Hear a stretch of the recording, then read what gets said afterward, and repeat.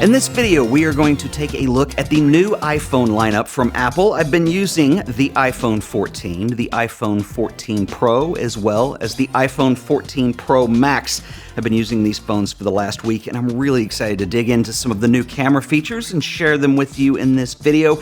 Obviously, this is a photography channel, and I'm going to be addressing a lot of the camera features and the image quality from the iPhone 14 series. So I've only had these phones for about a week or so, but I can tell you that the image quality that I'm seeing from the iPhone 14 is some of the best that I've seen on any phone. Apple, of course, has its own talking points for improvements, but I think there's a lot more going on with this phone. This is a result of new hardware, as well as continued improvements across the software as Apple consistently gets better every year with every model. The image quality on these phones is absolutely fabulous. So we have a lot of updates on iPhone 14. Some of them are somewhat incremental, and some of them are pretty major over what we saw on the iPhone 13. How major are we talking about? Well, I'm going to let you decide, but let's get in and check out iPhone 14. So Apple did not include a mini version with iPhone 14, but we do have 4 different phones in the iPhone 14 lineup. So on the base level, we have iPhone 14 that I've been working with here, and this phone features a 6.1-inch display. There's also an iPhone 14 Plus, which features a 6.7-inch display. We also have the Pro versions. So there's the iPhone 14 Pro and the iPhone 14 Pro Max, which also figure 6.1 and 6.7-inch displays respectively. Price is going to be a big difference on these phones, with the regular iPhone 14 starting at $799 all the way up to $1599 for the iPhone 14 Max Pro, maxed out with 1 terabyte of storage. But as always, you can cut back on cost depending on what your storage and feature needs are. All of these models are extremely well built, as you would expect. They all feature aerospace-grade aluminum with a ceramic shield screen, which is, according to Apple, tougher than any other smartphone glass. These phones are, of course, IP68 certified as well. And of course, we have a new color on the Pro models, which is this new deep purple, which is quite lovely. So the biggest differences between the standard and Pro models are going to be most notably the processors, the camera system, the new dynamic island feature versus the older notch, and the new always-on display. iPhone 14 and 14 Plus feature a 5nm A15 Bionic chip, and the Pro and Pro Max models have the brand new A16 Bionic processors that use a 4nm manufacturing process. This greatly impacts speed as well as efficiency, and you're going to notice this with a very smooth performance and, in general, a better battery life. One of the notable new features on the Pro models is the inclusion of what we're calling the dynamic island, which is this pill-shaped black spot on the top of the screen. Now, the idea here is to maximize the real estate that you're getting from the screen, but at the same time be able to hide a little bit the front-facing camera module that sits underneath the screen. So we've seen this before with companies like Samsung, but I think Apple have a really unique approach to dynamic island. So the way this works is they've actually integrated this into animations. Now, we have an OLED screen, so your blacks are about as black as they can get, so they use that to their advantage. So if you get notifications, for example, like a text message, or you get an email alert, or maybe your music changes that you're listening to, you're going to see this animate and show you a little display. This is a really unique way of dealing with this, and I think it's actually really nice. This is only available on the Pro models. The regular iPhone 14 models still use the older notch that we've seen on Apple phones before. iOS 16 gives us some brand new options for customizing the lock screen, so you can use your own photos, for example. There are interactive widgets. You can even change the font settings. The Pro models feature the new always-on display, which works very similar in the way that Apple have treated the Apple Watch. So Pro models are going to feature a 120Hz refresh rate, which looks amazing. This is a technology that they call ProMotion, and so it is a variable refresh rate, so it can go all the way from 120Hz down to 1 Hz, since the phone isn't in use when you're on the lock screen, and it doesn't have a serious impact on battery life. Of course, if you turn your phone face down or put it in your pocket, the screen will go completely dark. So a quick note about the user experience with the new integrated always-on screen. So it's always on technically right now. It's gone a little bit dark because of my lighting in here. So this combined with the fact that the camera does facial recognition for unlock so fast now, it's like like your phone wasn't locked. I just look at it, I swipe up, and it comes to life. It was weird. At first I had to double check it a few times just to make sure that I had security set up on here. But once you get used to it, it's a really seamless experience, and I love the way that Apple have incorporated this into the experience of using an iPhone. The screens, of course, on all of these phones are excellent. All of them are OLED HDR displays. They all feature True Tone, P3 wide color, and they all feature a 2,000,000:1 contrast ratio. However, the Pro models do have slightly brighter screens, which will make a difference for those of you who use your phone outdoors in bright sunlight. It will make it much easier to see. iPhone 14 also features emergency SOS via satellite, as well as crash detection, and hopefully these are features that you won't ever have to use, but nice that they are there in case of emergency. These emergency features are available on all iPhone 14 models. So let's talk about the camera system in iPhone 14. So this is probably my favorite upgrade from any camera that we've had in the past. There's a lot of stuff that Apple have been working on for a long time, things like Deep Fusion, that have gotten to a point where they're starting to mature. Now, a quick word about Apple is typically they don't put features in phones first. You'll see other companies that stay kind of on the bleeding edge of high megapixel sensors and things like that. So a lot of times they will trickle down to iPhone when Apple feels like it's a matured technology and they've integrated into their system as a whole. Having said that, I don't want to get too technical with the way all this works because it's really difficult to. Apple only tell you so much, but I do want to talk about why I think some of the things that are happening under the hood with this phone make this my favorite upgrade of any iPhone to date. So first of all, we have upgraded cameras and optics on all models. So iPhone 14 features the ultra-wide angle and the main camera, so it's the two-camera system. Now the main camera has been upgraded with a bigger sensor and larger aperture, which is going to perform much better in the way that it gathers light.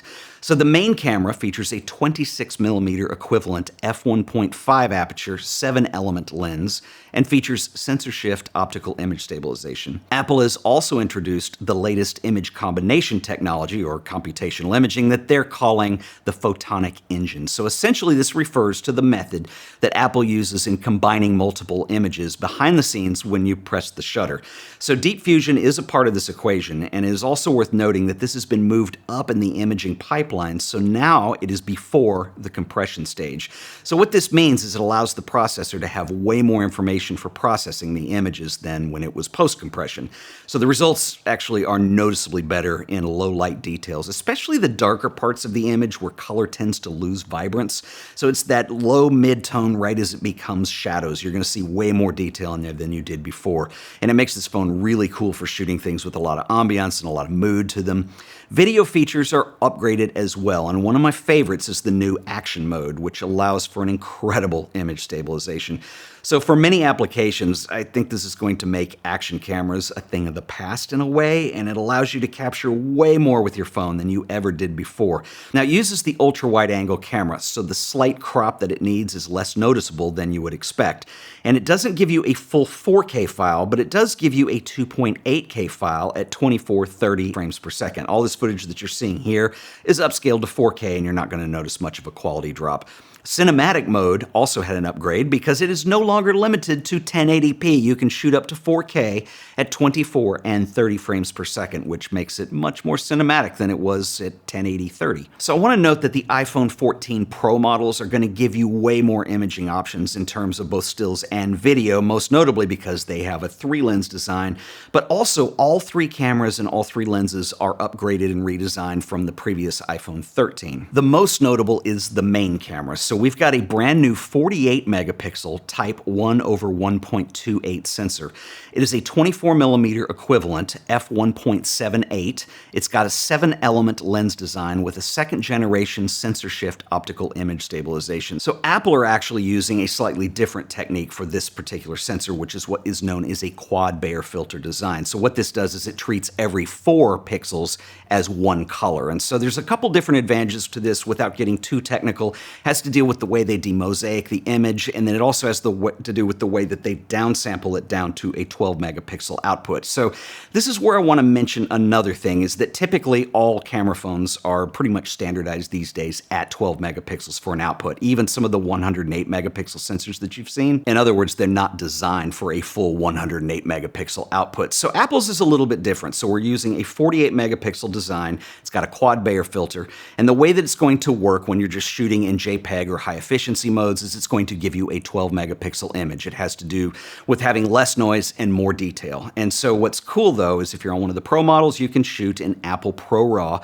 which will give you the full 48 megapixel file, and they look incredible. There's a lot of detail that's still there. This is really done well. And the other cool thing is that this sort of gives you a fourth lens in the end, because Apple have a way of giving you a fourth lens in the UI. And what you're doing is you're using that 48 megapixel sensor and you're cropping in. So there's no digital zoom, there's nothing. You're just using the center point of that sensor, which gives you a 2x crop. So in effect, we have 4 lenses with the Pro models. Of course, the A16 Bionic chip is also playing a major role here with image processing. So I mentioned that the Photonic Engine allows Deep Fusion to work pre-compression. So this phone is able to do a lot more, a lot faster in terms of computational imaging.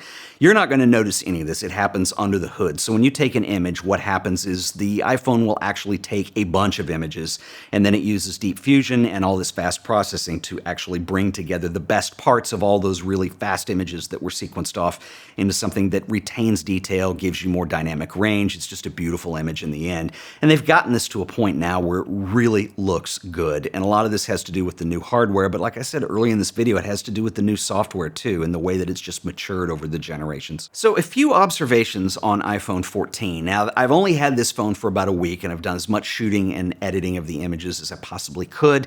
I do want to do a more in-depth review as I've had more time with this phone. It's one of my favorite systems because it's the one that's in your pocket and it's always with you, so I want to have some time to dig deeper into it.